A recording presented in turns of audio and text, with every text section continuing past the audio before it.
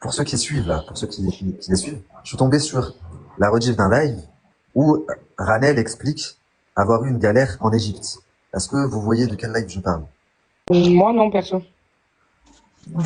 Elle est partie en Égypte avec une jeune qui travaille, enfin, qui vivait chez elle, et du coup qui travaillait pour elle, mais en gros, en gratuité, quoi. C'était un échange de bons procédés.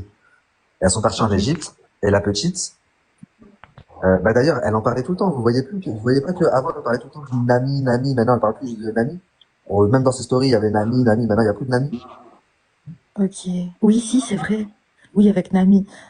Où est-elle? Là, je Où vois dans les est-elle? Elle est commentaires, passée oui, où, pourquoi elle se Nami? parle plus ici avec Nami, Nami. Ok. Donc elle est partie en Égypte, elles sont parties en Égypte, et la petite jeune, la Nami, elle s'est cassé le dos, elle s'est cassé le coccyx, etc. Donc ça a été une grosse galère.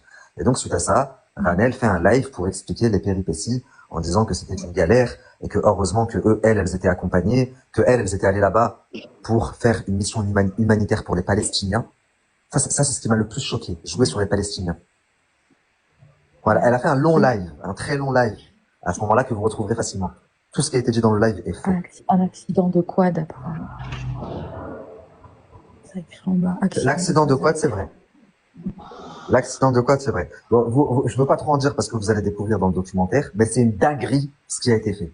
C'est pénalement répréhensible. Je parle pas du mensonge et du fait de se servir de la cause palestinienne, etc. Je parle pas de ça. Je veux pas, là, je vous parle en droit. C'est très, très grave ce qui a été fait.